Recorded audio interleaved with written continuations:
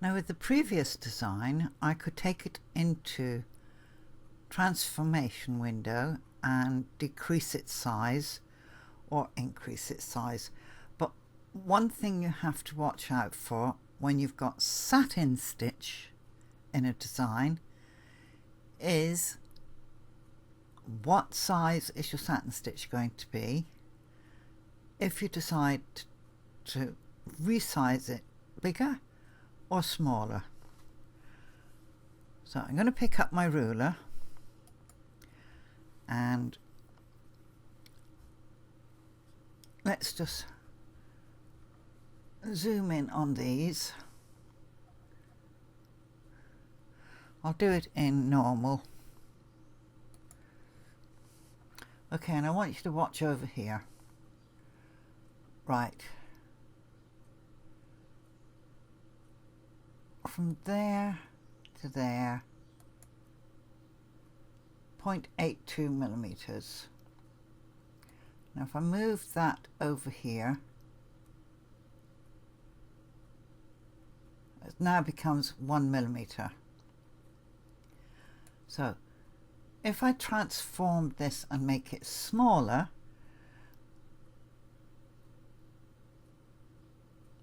my stitches are going to be smaller. And is that really what we want? The whole purpose of these particular videos, aside from getting you to look at various things that would make embroidery designs, is to get you used to note placement.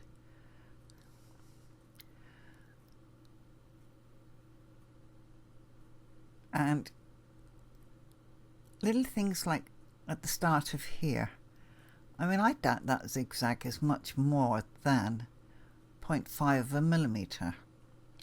So you have to be careful if you decide you want to go and transform a design. Now with the running stitch, it's not too bad. It will still use the original settings that you used. This will still use the original settings. But of course, if you scale it down, the program has to scale the width of the satin stitching down. So bear that in mind. Okay, now design. And well, we want to save it anyway. So you have to save your EOF. That's embroidery outline format. Then we tell it compile. Oh no, first of all, I want to put it through the simulated stitch out. So let's go to simulated stitch. And we'll put it up on 100.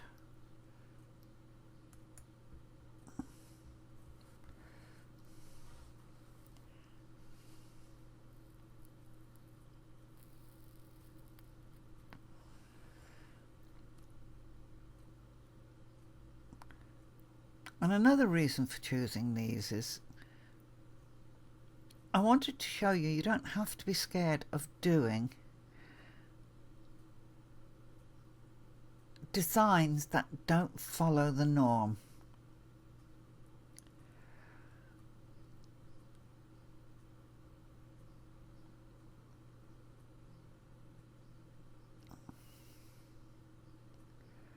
And by the norm, I mean flowers, fuzzy teddy bears, what I call pretty designs. There's a place for them, but there's also a place for plainer designs. Now don't get me wrong, I love big, fussy, flamboyant designs. I've been working on one now for a while.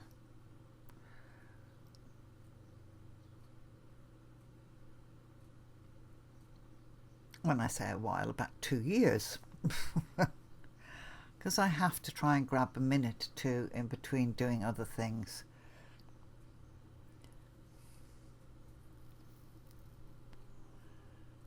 And it's going to have about 250,000 stitches in it when it's finished.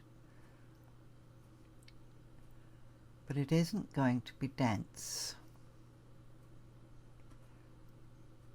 It is going to be big.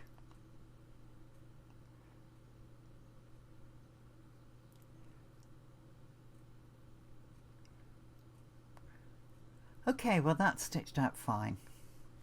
So now I'm going to compile and put into Embird editor. I'm going to tell it cancel. I don't want it to have a stitch format yet. It is stitches now, but it hasn't been given a particular stitch format, because as soon as you give a design a particular stitch format, the accompanying extras that go with that format go into your design. Some machines want jumps. Other machines don't like jumps, so they may move the hoop so far and drop a needle penetration. Then move the hoop again and drop another needle penetration, and so on.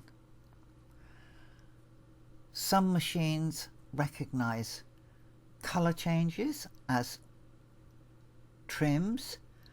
Other machines recognize, as the Janome does, 3 needle up movements. In other words, when it's turned to a stitch format and that stitch format is put into the machine, as soon as the Janome machine sees needle up, now move to XY coordinate, and it starts the move, needle up, continues the move, needle up, continues the move, needle up. That tells the program, hey up, there had to be a jump there, a trim. And so it will trim. If it doesn't see the 3 needle ups, it doesn't trim. That's why in the Janome software you've got a forced trim that you, the user, can put in.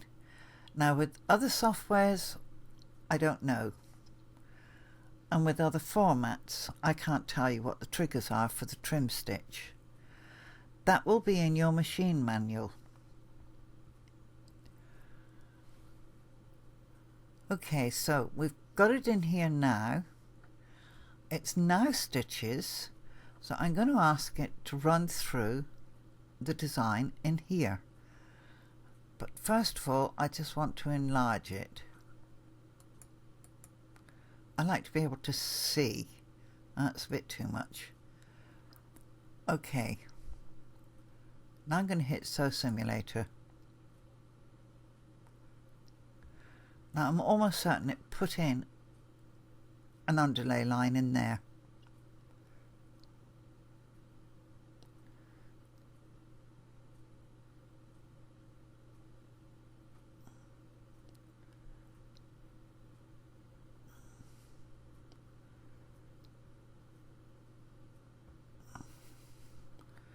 And it's going smoothly from the sketch stitch straight into the satin stitch.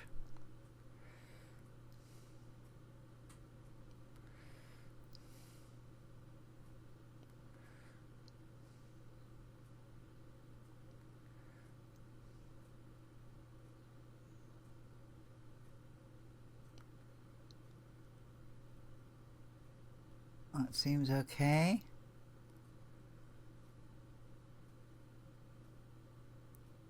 I normally wouldn't play them this quickly. I normally play them slowly.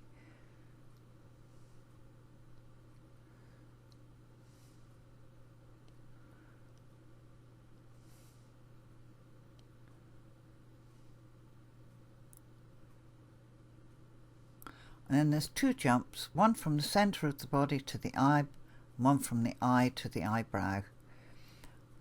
Okay, he seems fine, so I'll tell that now close, and just check my hoop. I want the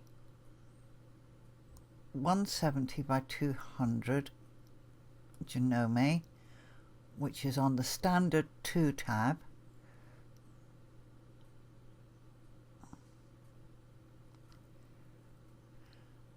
Ah. 170 by 200 vertical.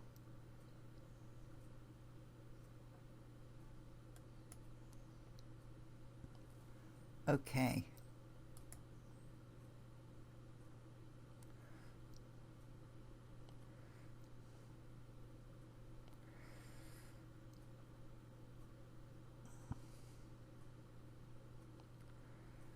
Is he totally centered?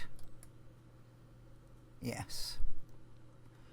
Now I can tell this save as Genome Jeff. Okay. Save. Embird 2. Cal, short for calligraphic.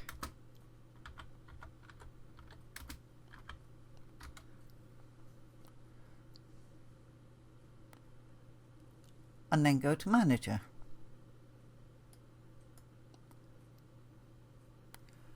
And there is my design in Manager.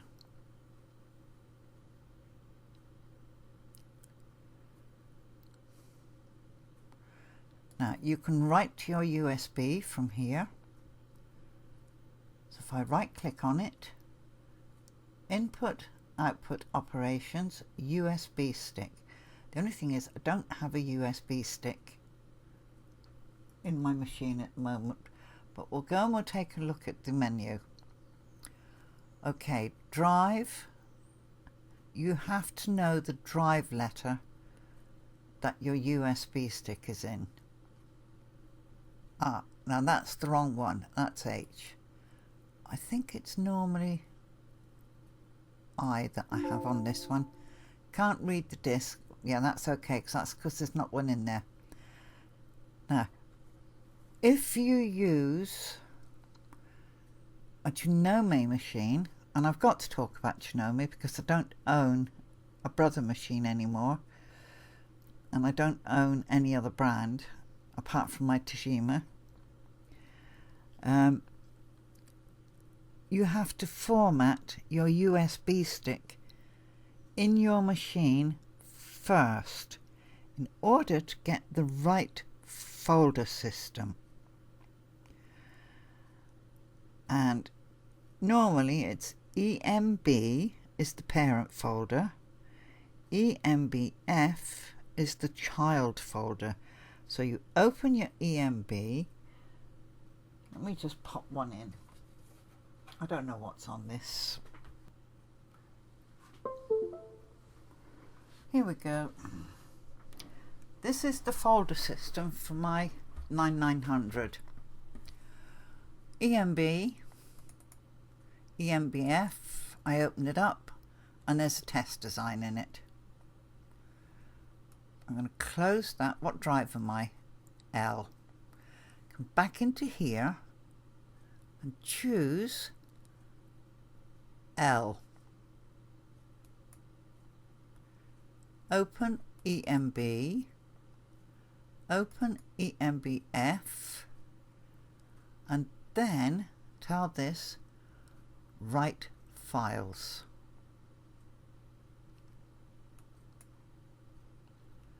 Jeff, okay.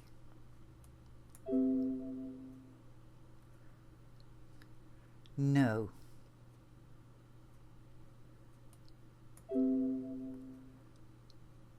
Okay. Close that.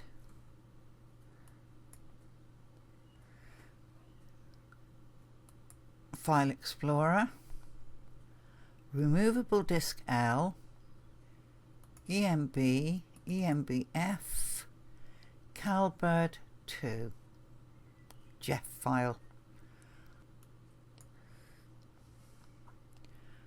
So I've now written to my USB stick for my particular machine.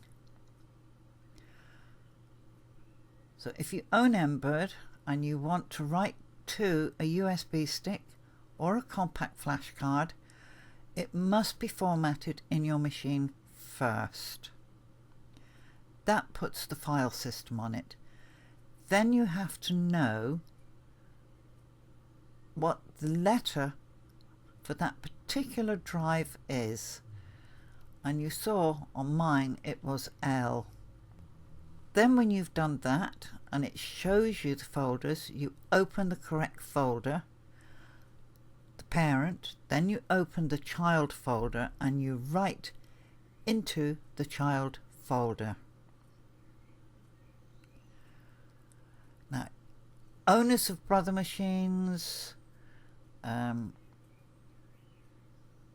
don't think of the other makes, Singer and so on, you'll probably have your own file systems, so you have to find out what they are. Now, if you don't tell Embird where to write the design, it will just plonk it on the USB stick and your machine may not see it. So you've got to choose the correct hoop size, the correct stitch format, the correct folder system, open the correct folder and then write to it. Okay, that's it now for this video, and I will see you all again soon in another set of videos.